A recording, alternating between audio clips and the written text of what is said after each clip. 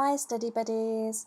Today we're doing a slow English listening session. I'm going to bring you along as I travel into London for work. It's a short walk to the train station for me, and as it's summer here in England, it's nice and bright early in the morning. On days that I go into the office, which isn't that often, I have to wake up around 6 a.m. to get ready. I never eat breakfast, so I just clean myself up and I'm usually ready to leave in about 30 minutes. How long does it take you to get ready for your day? At this time of day, there are usually very few cars around, but today it seems that there are a few more than usual.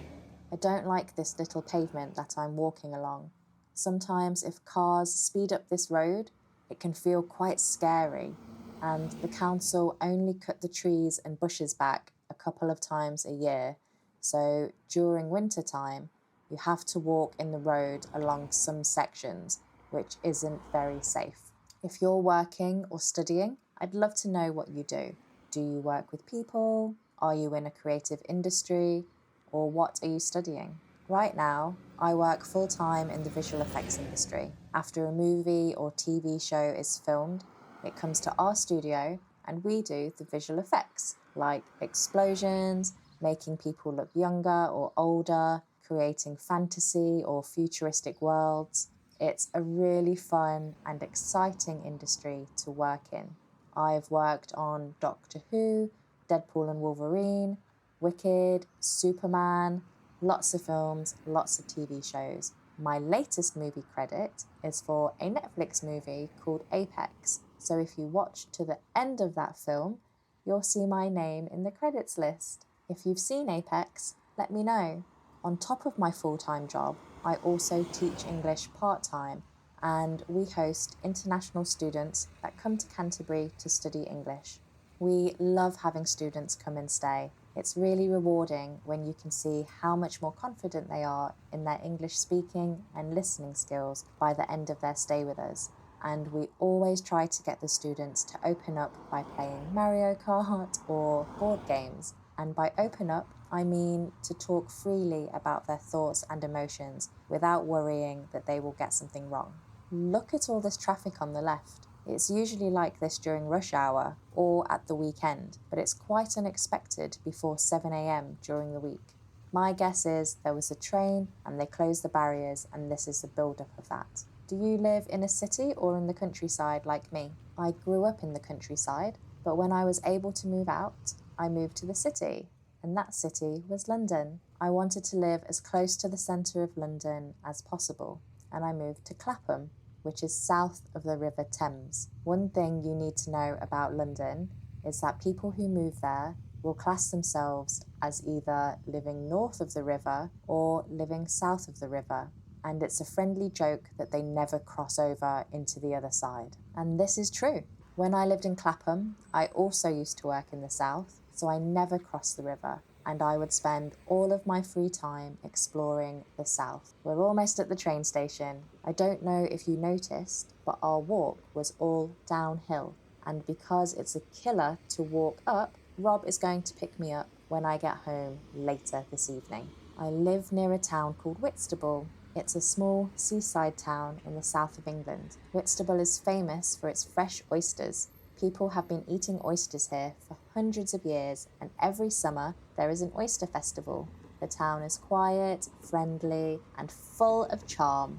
You can see colourful beach huts, small shops, and lots of cosy cafes. The beach is made of stones, not sand, and you can hear the sound of the waves and the seagulls flying above. It's a really lovely, peaceful place to sit, read a book, or enjoy the fresh sea air. There's also a busy harbour. Fishing boats come and go, and you can often buy fresh fish straight from the market. One thing that I really like about Whitstable is that it feels like life is slower there. Would you rather live in a big city or somewhere a little more quiet like Whitstable? Well, we've made it to the station. Now we just have to sit tight and wait for the train to arrive.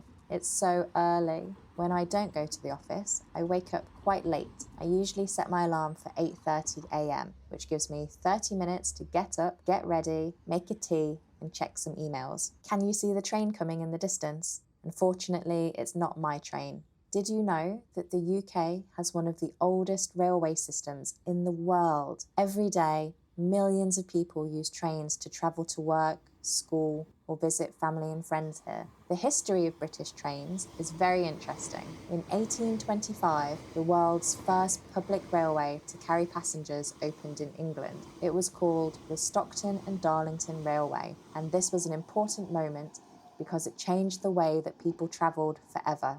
A few years later, trains became faster and more popular. People could travel between cities in much less time than before, and railways also help businesses move goods around the country. Today, you can travel by train to major parts of the UK. You can visit busy cities like London, Manchester, or Edinburgh, and enjoy beautiful countryside and seaside towns like Whitstable. Many train stations are over 100 years old here, and some have beautiful old buildings with large clocks and impressive architecture. British trains are usually comfortable, and many have free Wi-Fi and quiet carriages where passengers can read or work. You can relax, look out of the window, and enjoy the changing scenery as you travel across the country. Here's our train. And here I am. When I have to wake up at the crack of dawn, I don't bother putting makeup on. I was hoping to get some sleep on the train, but there were two people behind me that talked almost the whole way into London. I did bring a book to read, but I don't feel like reading, so I spent the whole journey staring out of the window and wishing that I was still in bed. Today, I am getting the slow train into London, which will take me around 2 hours. What's your commute like? A commute is the regular journey you make between your home and your place of work or school. Woo! I made it to London. Now I'm walking from the platform to the underground, which is in a different part of the station. It's not as busy as I thought it would be. I've got 15 minutes to try and get across London and make it to work on time. Have you ever taken the London Underground? The London Underground is also called the Tube, and it's the oldest underground railway system in the world. The first part of the Underground opened in 1863, more than 160 years ago. One interesting fact is that not all of the Underground is actually underground. In fact, more than half of the railway is above ground. The Tube map is also very famous. Instead of showing the real distance between stations, the map focuses on making the routes easy to understand. But a good rule of thumb is that it's an average of 3 minutes between stations if you ever want to work out how long a journey will take. As I was in a mad rush to get to work, I didn't film much more in the morning, but I did go for a walk on my lunch break and found this nice green space a few minutes from my office. I ate my wrap and caught up with a friend. In the afternoon, I had back-to-back meetings, and because of this, my afternoon flew by, and before I knew it, it was 6 p.m. and time to go home. I don't go into the office often as my team is based between London, Montreal and Mumbai, so it's more practical for me to work from home. I love that part of my job, as I would cry if I had to come in all the time. The only reason that I was in the office today is because it was my annual review. I've been with my company for 3 years now.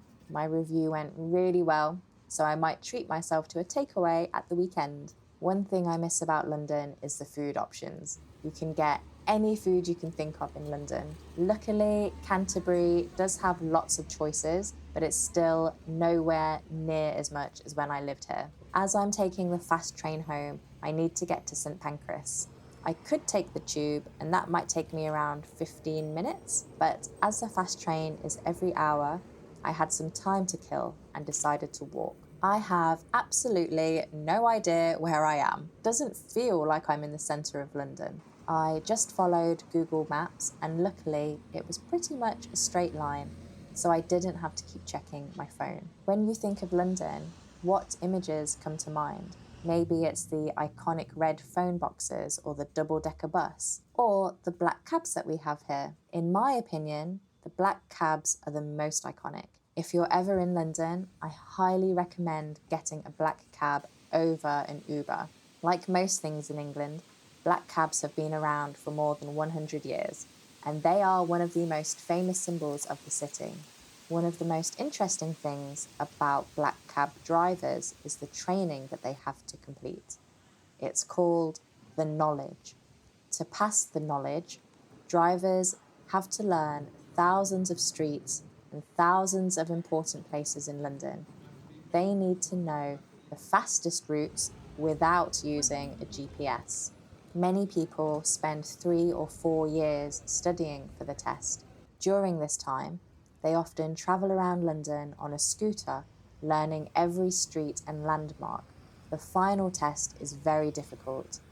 An examiner asks the driver how to travel from one place to another.